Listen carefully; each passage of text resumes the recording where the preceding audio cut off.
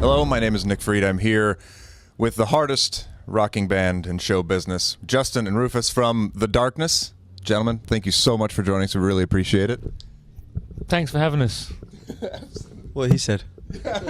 You guys have a couple more weeks here in the U.S., and then Australia, and then U.K., and then Europe. You're good. You're going to have enough kind of resting time where you'll be able to survive, because you guys are going through, it was like February or March or something like that of next year.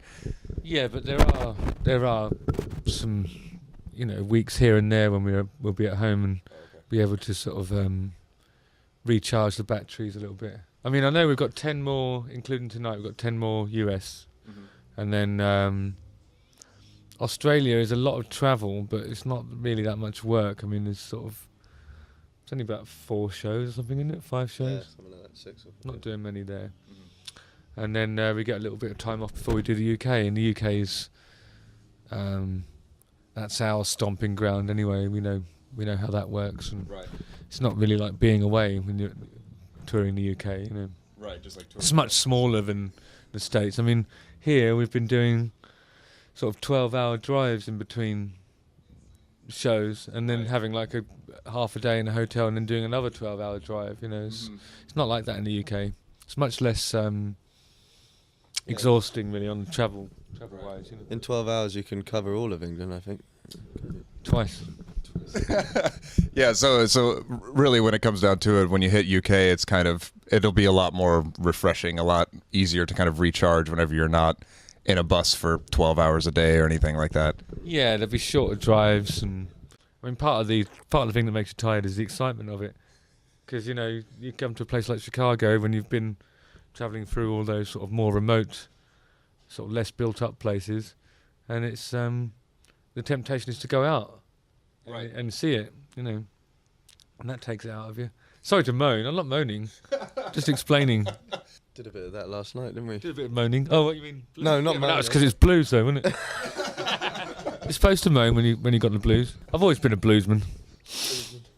Yeah. People look at me and they go, "How can you? You're always so happy." My life's a mess, tatters. It lies in tatters, and I use the music of the darkness as a sort of an English version of the blues. Really, it is the blues, isn't it? It is. Yeah. It's just laden with sorrow, and I express the pain with my fingers. I'm a bluesman. I think good blues is it's got lots of different elements to it. Like we saw Buddy Guy last night, and he was only on stage for about 7 to 10 minutes. Yeah, and he was unbelievable. He just did a few verses that he'd sort of plucked out of various different songs, and they were sexy and raunchy and funny and sad. Had all that stuff. And I think blues is much less one-dimensional than people imagine. So being out on this tour, this is your first tour with this kind of new album under your belt. How are all the new songs kind of going over with the crowds? You find that they're coming in prepared to scream along and stop when they need to, dance when they need to, and everything like that for these new songs? The kids are dancing. No one's complained.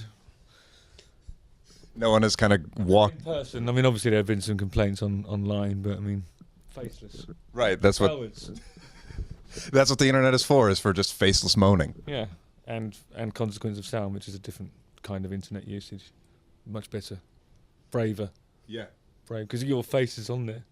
It's on there quite a bit, yeah. Did you write the review of our album? It's been a little while since I've written anything for them. I mostly am doing video things, but I did do the interview with you right before it came out. Okay. We kind of did a phone interview over a kind of shoddy, I think you were in Sweden at the time? Probably not. No. Switzerland, yeah. Switzerland, right. Yeah, that's where I live. Okay. Never go to Sweden. I reviewed it for myself, and then I just listened to it. How many stars did you give it? I think I gave it 4. Out of 4? Out of 4, yeah. Yeah. So 4 is perfect. In my mind. Who's in what? It's all, it's all very arbitrary. Stars. You're not allowed to give it a 5. Is that what it is? Is there some sort of political reason why you couldn't do that? Well, like I said, I reviewed it for myself. Once somebody, a PR man said to me, "Oh yeah, reviews in from this magazine over here. Gives us somewhere to go." Well, what do you mean by that? He said, well, it's not a perfect score. It's like, what was it? 2 out of 5. 2 out of 5 gives us somewhere to go. Yeah, fucking down the toilet to the job centre. Like, Well, maybe this that. industry is full of cunts. I might as well tell you now. I'm warning you now. It's full of cunts. No, that's fine. I'm not the blues, you see, this is me. Just getting out your blue bones. Yeah, because tonight I have to bring delight and pleasure to an audience. You know, can't be moaning about the music trade when I'm dancing and, you know, singing. I mean, we'd all like to have a little sit down and a moan. That's what interviews are for, though. You know, bitterness. That's interviews. Use that for interviews. Yeah. Get out all that bitterness there. Because people want to see that. You know? Yeah. They don't want to hear it on the record. No, not from a Darkness album, at least. I'll tell you that, yeah. From any album. They don't want to hear all the pain and bitterness there. No, when people listen to Disturbed, they're like, oh, fuck, why didn't that guy just cheer up? Cheer the fuck up. It's not that bad. He's got loads of money. He keeps having photographs of himself standing next to tall buildings so he looks taller. Where's the problem? He's having a great time. Living the dream. I think he's really cheerful in interviews and then miserable on record. Oh, that's how it works out with those types. Upside down. Right. Wrong way up. So he's got to be really jolly in the interviews so that way he can be super. Like, he comes in with like a really loud shirt on and Yeah. unusually large glasses and a little hat with a propeller on it and just beeps a horn and points out when you say things like hard on. You know what I mean? Like he's always there with a innuendo. It's hilarious. But then then he gets it all out and then it's time for the despair and the... I'm supposed to be the opposite of that, really. You know. But it's tough out there. You got to just do what you got to do. And Right. he's doing it wrong, so there's always a market for it, isn't there? You know. So people will always want one-dimensional music because it's easy to palate and you know exactly what you're going to get.